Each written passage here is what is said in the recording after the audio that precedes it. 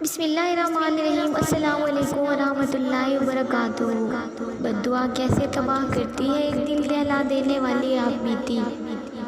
اگر آپ اسلام آباد میں رہتے ہیں تو راول ٹاؤن چوک کو اچھی طرح جانتے ہوں گے۔ یہ چوک کلب روڈ پر سرینا ہوٹل سے فیصل آباد کی طرف جاتے ہوئے آتا ہے۔ چوک میں ایک پیٹرول پمپ اور ایک پرانی مسجد ہے۔ میں 1993 میں اسلام آباد آیا تو مسجد کے ساتھ ایک چھوٹا سا گاؤں ہوتا تھا۔ گاؤں کی زمینیں ایکوائر ہو چکی تھی۔ امیر لوگ زمینوں کی قیمتیں وصول کر کے بڑے بڑے سیکٹروں اور فارم ہاؤس میں شفٹ ہو چکے تھے، لیکن وہ غربا پیچھے رہ گئے تھے جن کی زمینوں کے پیسے عمرہ کھا گئے، یا پھر وہ جو گاؤں کے کمی کمین تھے اور ان کے نام پر کوئی زمین نہیں تھی۔ حکومت نے انہیں کوئی معاوضہ نہیں دیا تھا، دنیا میں ان کا کوئی ٹھکانہ نہیں تھا، لہٰذا وہ اپنے ٹوٹے پھوٹے گھروں میں مقیم تھے۔ CDA اور ضلعی انتظامیہ نے ان کو بے شمار نوٹس دیے، مگر مکینوں کا کہنا تھا ہم کہاں جائیں، آپ ہمیں بتا دیں ہم وہاں چلے جاتے ہیں۔ حکومت ظاہر ہے ایک ٹھنڈی ٹھار مشین ہوتی ہے، اس کا دل ہوتا ہے اور نہ ہی جذبات، لہٰذا حکومت جواب میں ایک اور نوٹس بھجوا دیتی تھی۔ نوٹس بازی کے اس عمل کے دوران بے نظیر بھٹو اور میاں نواز شریف کی حکومتیں آتی اور جاتی رہیں۔ ضلعی انتظامیہ نے جب پی سویلین گورنمنٹ سے آپریشن کی اجازت مانگی، حکومت نے اجازت نہ دی۔ انتظامیہ ایک بار مشینری لے کر وہاں پہنچ گئی۔ چودھری شجاعت حسین اس وقت وزیر داخلہ تھے۔ ان کو اطلاع ملی تو وہ فوراً وہاں پہنچے اور ذاتی طور پر آپریشن رکوایا، لیکن پھر 1999 آ گیا اور جنرل پرویز مشرف حکمران بن گئے۔ ان کا قافلہ روز اس چوک سے گزر کر وزیر اعظم ہاؤس آتا تھا۔ جنرل مشرف کی طبع نازک پر غریبوں کی وہ جھونپڑیاں ناگوار گزرتی تھیں۔ وہ ایک دن گزرے، کھڑکی سے باہر دیکھا اور آپریشن کا حکم جاری کر دیا۔ میں ان دنوں شہزاد ٹاؤن میں رہتا تھا اور روزانہ راول چوک سے گزرتا تھا۔ میں نے دوپہر کو دفتر جاتے ہوئے اپنی آنکھوں سے وہ آپریشن دیکھا۔ وہ لوگ انتہائی غریب تھے، ان کے گھروں میں ٹوٹی چارپائیاں، پچکے ہوئے برتنوں اور پھٹی رضائیوں کے سوا کچھ نہیں تھا۔ انتظامیہ نے وہ بھی ضبط کر لیے۔ گاؤں چند گھنٹوں میں صاف ہو گیا، زمین کو فارم ہاؤسز میں تبدیل کر دیا گیا اور وہ فارم ہاؤسز عمرہ نے خرید لیے۔ صرف مسجد اور اس کے ساتھ چند قبریں بچ گئی تھیں۔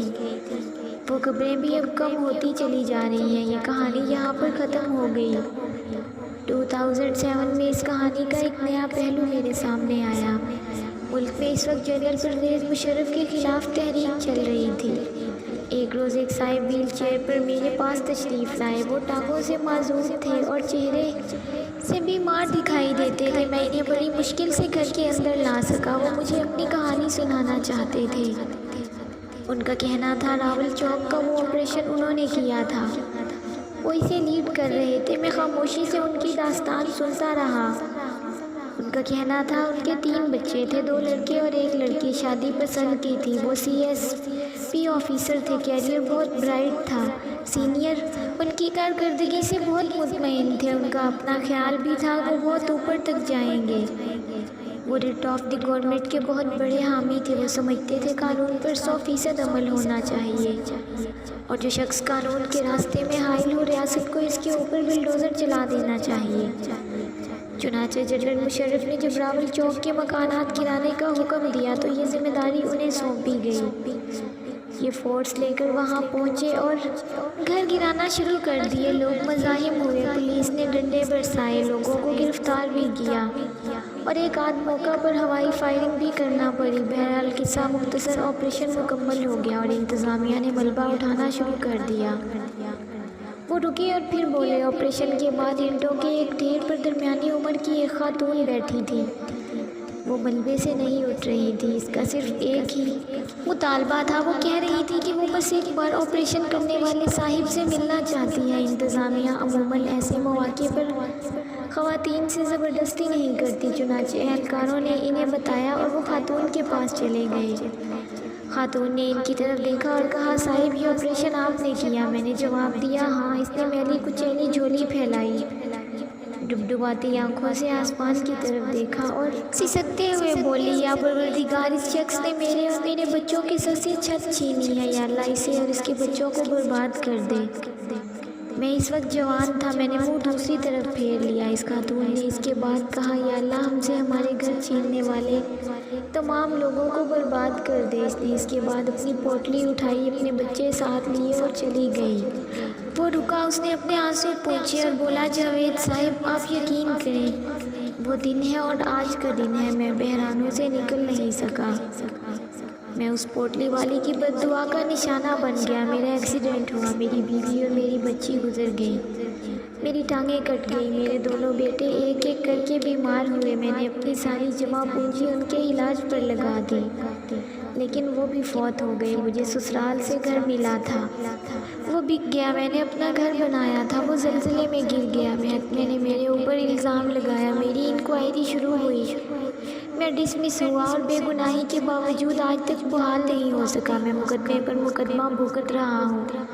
میں 38 سال کی عمر میں شوگر، بلڈ پریشر اور دل کا مریض بھی بن چکا ہوں، اور میرے تمام رشتہ دار اور دوست بھی میرا ساتھ چھوڑ چکے ہیں۔ میں دل سے سمجھتا ہوں مجھے اس عورت کی بد دعا لگی تھی۔ حکومت، میرا محکمہ اور آرڈر دینے والے لوگ تینوں پیچھے رہ گئے، لیکن میں برباد ہو گیا۔ میں آج سوچتا ہوں تو میں اپنے آپ سے پوچھتا ہوں میں کتنا بے وقوف تھا۔ میں نے جنرل مشرف کے حکم پر غریبوں کے سروں سے چھت چھین لی۔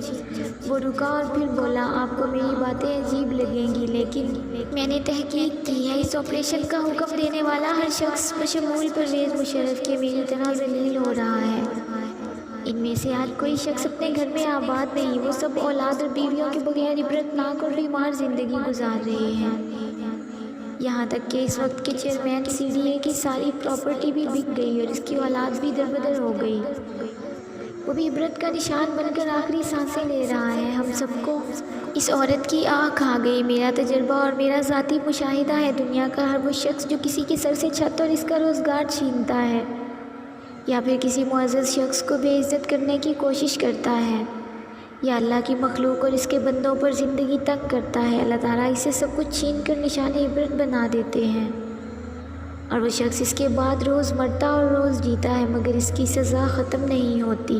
لہٰذا آپ جو دل چاہے کریں، لیکن کسی کی بد دعا نہ لیں۔ دنیا کے تمام عہدے، کرسیاں اور تکبر عارضی ہوتے ہیں، یہ پیچھے رہ جاتے ہیں، اور دنیا اور آخرت دونوں میں صرف پوٹلی والوں کی دعائیں یا پھر بد دعائیں کام کر جاتی ہیں۔ امید ہے دوستو آپ کو یہ چھوٹی سی موٹیویشنل سٹوری پسند آئے گی۔ اگر ویڈیو اچھی لگی تو اسے لائک اور اپنے دوستوں کے ساتھ شیئر لازمی کریں، اور اگر آپ میرے چینل پر نئے ہیں تو چینل کو سبسکرائب کریں اور ساتھ میں لگے گھنٹی کے بٹن کو ضرور دبائیں، تاکہ ہر نئی ویڈیو کا نوٹیفیکیشن آپ دوستوں تک سب سے پہلے پہنچ سکے۔ اپنا خیال رکھیں اور دعاؤں میں یاد رکھیں۔ ملتے ہیں نیکسٹ ویڈیو میں، تب تک کے لیے اللہ حافظ۔